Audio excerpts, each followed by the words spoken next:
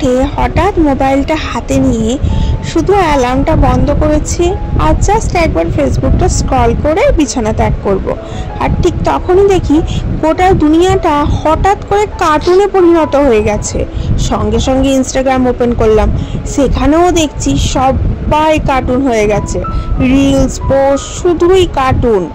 WhatsApp খুলে দেখি ও বাবা, স্ট্যাটাসে সবাই কার্টুন। আমি তো হতবাক, হঠাৎ করে ভয় পেয়ে গেলাম। সবাই কি করে কার্টুনে পরিণত হলো? দেন তাড়াতাড়ি ছুটে গিয়ে আয়নাতে মুখটা দেখি আমার মুখটা তো সেই একই আছে, আমি তো কার্টুনে পরিণত হইনি। দেন ব্যালকনিতে ছুটে যাই, ব্যালকনিতে গিয়ে দেখি না, প্রত্যেকটা মানুষ তো সাধারণই রয়েছে। তারপরে খোঁজ নিয়ে জানতে পারলাম একটা ঘিবিলি না জিবিলি কি একটা এসছে, তার ফলে গোটা ইন্টারনেট দুনিয়া একদম ট্রেন্ডিং ক্যাশ হয়ে গেছে, ঘিবিলিতে পরিণত হয়ে গেছে এবং গোটা দুনিয়ার সমস্ত মানুষ সেদিকেই হাঁটছে এবং সবাই কার্টুনে পরিণত হয়ে গেছে। তার মধ্যে কিছু কিছু মানুষ কার্টুনে পরিণত হয়ে ছবি রিল পোস্ট করতেই থাকছে। কিছু মানুষ বলছে আমারটা করে দে ভাই, আমারটা করে দে, যার কাছে ChatGPT প্রিমিয়াম রয়েছে। আর কিছু মানুষ রয়েছে যারা ভাবছে যে এখনো কি করে তৈরি করব। আর খুব কম সংখ্যক মানুষ আছে যারা বলছে this is so much immature activity, because যদি আমি ওই অ্যাপে আমার সমস্ত ফটো দিয়ে দিই তাহলে AI আমার সমস্ত ফটোর ওপর নিজের কন্ট্রোল পেয়ে যাবে। এই সমস্ত থেকে উপরে উঠে আমি আমার নিজের দৈনন্দিন জীবনের কাজকর্ম শুরু করলাম। Hello everyone, this is Ivy, welcome back to my channel ইসাস ডায়েরিজের একটা নতুন সকালে তোমাদের সকলকে ওয়ার্ম ওয়েলকাম জানাই। বাইরে থেকে ঘুরে আসার পর স্কিন আর হেয়ার একদম ড্যামেজ হয়ে যায়, তাই এগুলোর একটু বেশি খেয়াল রাখতে হয়।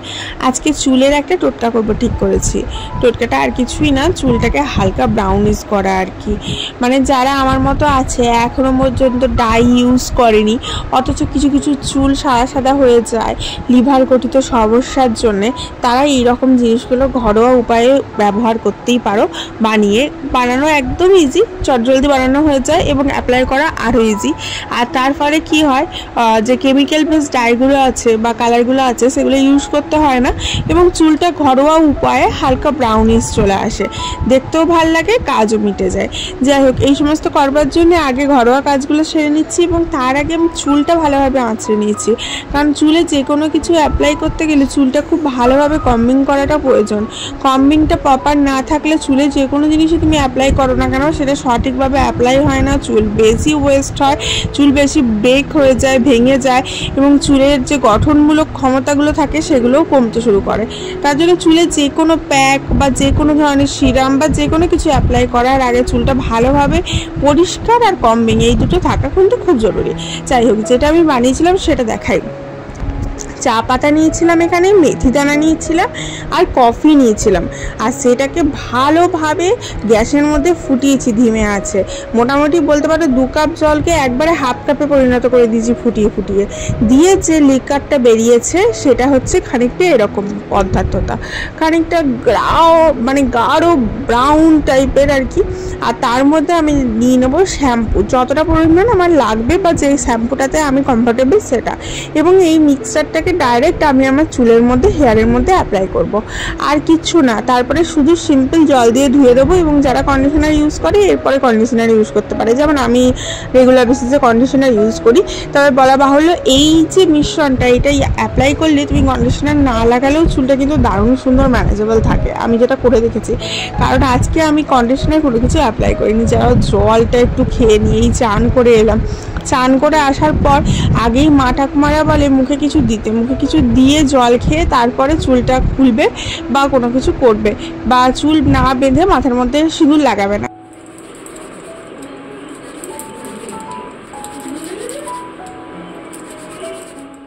একটা পাতলা কটনের গামছা নিয়ে এইভাবে চুলটাকে মুছে নেব এবং চুলটাকে ড্রাই হতে দেবো। ন্যাচারালি, এবং এটার মধ্যে কোনো ড্রায়ার ইউজ করব না। ইভেন শীতকাল হোক বর্ষাকাল হোক কোনো দিনই আমি ড্রায়ার ইউজ করি না, কারণ যত তুমি হিট বা কেমিক্যাল তোমার চুলের মধ্যে অ্যাপ্লাই করবে তোমার চুল তত তাড়াতাড়ি নষ্ট হবে, তত তাড়াতাড়ি চুলের গ্রোথ কমে যাবে, তত তাড়াতাড়ি তোমার চুল পেকে যাবে।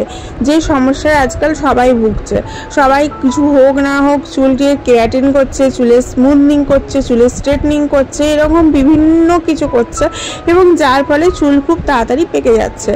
আর দ্বিতীয় কারণে পেকে যায়, তার কারণ হচ্ছে তোমার লিভারের যদি সমস্যা থাকে, লিভারে অনেকের অনেক রকম সমস্যা থাকে, তার কারণে কিন্তু চুল খুব তাড়াতাড়ি পেকে যায় বা উঠতে শুরু করে। তার জন্য কিছু ঘরোয়া উপকরণ যেগুলো তুমি খুব ইজিলি ঘরের মধ্যেই পাবে, নিজের রান্নাঘরে পাবে, সেগুলো যদি ইউজ করতে থাকো তাহলে তোমার চুলটা কিন্তু ভালো হবে,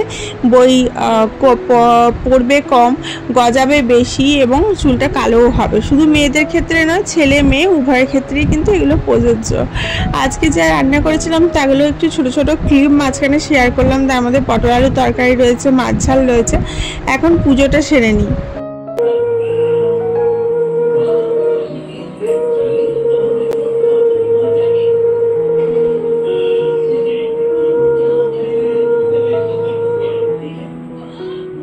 যারা আমার প্রথম থেকে ভিডিও দেখে তারা জানে যে আমার কত দূর চুল ছিল, একদম হিপ ক্রস করে যাওয়া আমার চুল ছিল, কিন্তু সেটা আমি কেটে ডোনেট করে দিই, তার জন্য চুলটা ছোট হয়ে গেছে। কিন্তু তা বলে চুলটা যে যত্ন করব না সেটা একদমই নয়, যত্ন কিন্তু আমি প্রপারভাবেই করি, তার জন্যই কিন্তু চুলটা ভালো আছে। তার জন্যই তোমাদের সাথেও ছোটো ছোটো টিপসগুলো শেয়ার করি। আজকে ভাতে ছিল গন্ধরাজ লেবু, যেটা আমার অলওয়েজ ফেভারিট, তার সাথে ছিল লালতে শাক, মানে হচ্ছে পাট শাক, লালতে শাক এখনও ওঠেনি, আর তার সাথে করেছিলাম মাছ ঝাল।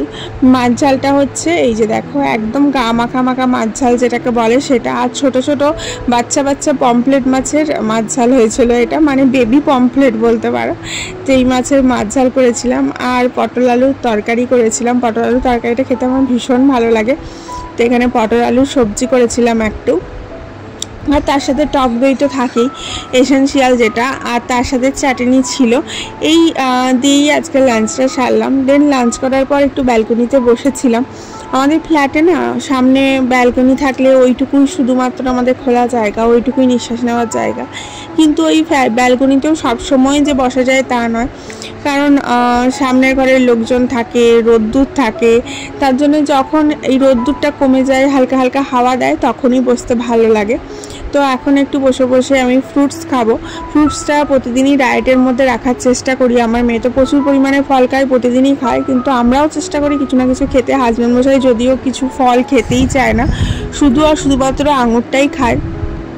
আর আমার হচ্ছে সব থেকে ফেভারিট হচ্ছে মৌসম্বিটা, যেটা আমি এখন খাচ্ছি। যাই হোক, আমি মৌসম্বিটা শেষ করতে করতে তোমরা ঝটপট লাইকটা করে দাও দেখি। শুধুই কথা শুনছো, লাইক করছো না, ভুলে গেছো, দেখেছো তো?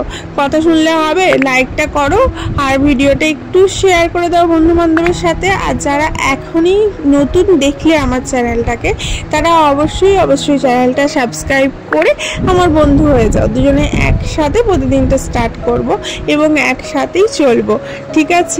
বন্ধু হবে তো? বন্ধু হতে গেলে কিন্তু সাবস্ক্রাইব করতে হবে। ফ্রুটসগুলো খেতে খেতে একটু ব্যালকনিতে নিশ্চিন্তভাবে বসি, কারণ গাছগাছালির মধ্যে বসতে ভীষণ ভালো লাগে। কিন্তু আমার তো আর বিশাল বড় বাগান নেই যে বাগানে ঘুরে ঘুরে একটু করে ফল খাবো। তার জন্য এইটুকু আমার যেটুকু ছোট বাগান আছে, ব্যালকনি বাগান আছে, সেইটুকুর মধ্যেই আমি নিজের সবুজে ঘেরা একটা স্বচ্ছলতা নিজের মধ্যে খুঁজে পাই।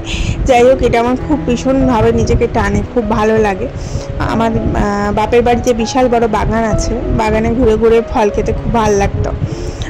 যাই হোক, আজকে ভিডিওটা এখানেই শেষ করছি। আশা করি তোমাদের ভালো লাগবে, এবং তোমাদের সাথে নিয়ে পথ চলতে যেমন আমার ভালো লাগে, তেমন তোমাদেরও আশা করি আমাকেও ভালো লাগে।